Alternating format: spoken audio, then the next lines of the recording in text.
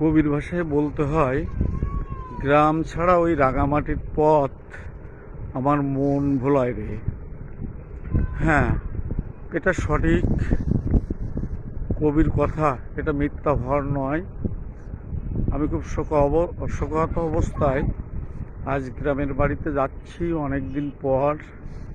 তারপরও একটা খেয়া পার হলাম, খেয়া পার হয়ে মেঠো রাস্তা ধরে হাঁটছি। এই দেখুন চারিদিকে এই যে ধান কেটে রাখা হয়েছে, এই আর কি। এখন আমি সরু রাস্তা দিয়ে মেঠো পথ দিয়ে হাঁটছি। এখানে একটা ব্রিজ আছে, এপার সুন্দর মহল, মানে প্রকৃতির অপরূপ নৈসর্গিক দৃশ্য যা এখানে বিদ্যমান। চারিদিকে দেখুন ধান কেটে রাখা হয়েছে মাঠে। এখানে আবার কাঁচা রাস্তাটায় নতুন বাঁধ দেওয়া হয়েছে। হেঁটে হেঁটে এভাবে মেইন রোডে উঠতে হবে। প্রায় আধা কিলো পথ খেয়া পার হয়ে হাঁটতে হয়েছে, যা না দেখলে বোঝাই যাবে না। এত সুন্দর দৃশ্য চারদিকে। দেখুন এখানটা একটা ছোট নদী চলে গেছে। এই নদীটা কোনো এক সময় খুবই বড় ছিল, এখন এটা ছোট হয়ে গেছে। তবে প্রচুর বাতাসে আমার ভয়েসটা ক্লিয়ার নাও আসতে পারে। এভাবে হাঁটছি রাস্তা দিয়ে, একটু বাদেই মেইন রাস্তায় উঠে আবার ইজি বাইকে উঠবো। ইজি বাইকে উঠে গ্রামের বাড়িতে রওনা হব।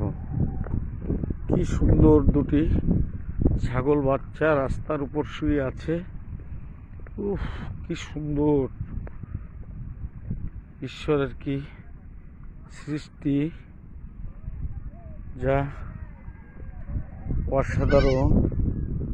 এরা আমাকে ছাড়তে চাইছে না, আমাকে আঁকড়ে ধরেছে। তারপর দেখুন এই যে ধান ক্ষেত, কি অপরূপ দৃশ্য, অতুলনীয় দৃশ্য।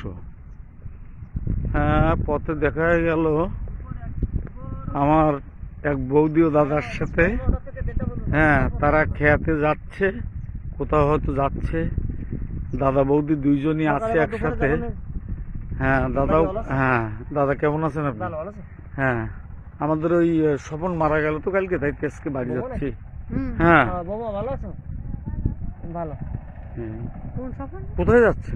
স্বপন মারা গেছে। হ্যাঁ সৃষ্টি দরকার। হ্যাঁ হ্যাঁ, কালকে মারা গেছে, আমি যেতে পারিনি।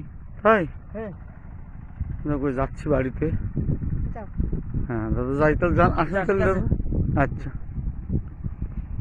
হ্যাঁ দেখুন এখানে একটা ছোটখাটো করে, হ্যাঁ হ্যাঁ হ্যাঁ ঠিক ঠিক, তা জানি না আমি, সে জানে না।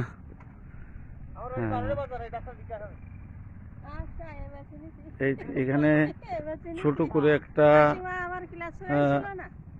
ভেড়ার ফার্ম করা হয়েছে। হ্যাঁ, এখানে একটা ভেড়ার ফার্ম, যা খুব সুন্দর দেখতে। রাস্তার পাশে দেখুন কতটা গ্রামের মানুষ কতটা উৎপাদনমুখী হয়ে গেছে সব দিক থেকে। এই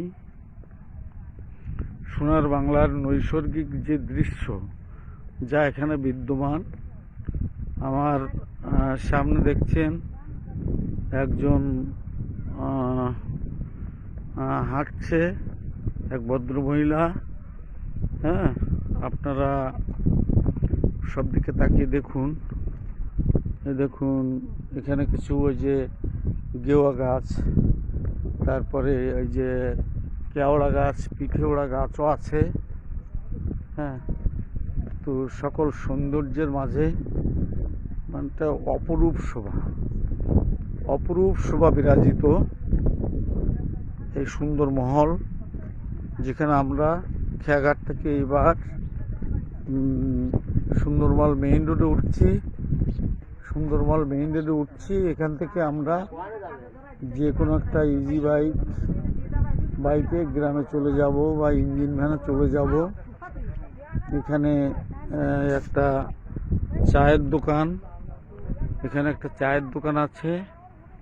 এখানে না, সামনে সুন্দরবন বাজার, ওখানে যে একটু চা খাবো, তারপর আবার রওনা হয়ে বাড়িতে যাব। দেখুন কি অপরূপ দৃশ্য। এই যে ভ্যানে, ইঞ্জিন ভ্যানে ধান, ক্ষেত থেকে ধান কেটে সব বোঝাই করা হচ্ছে। হ্যাঁ, এটা না দেখলে বোঝাই যাবে না। আবার কিছু গাড়ি টাড়ি আসছে, এই আর কি। দেখুন কি অপরূপ দৃশ্য।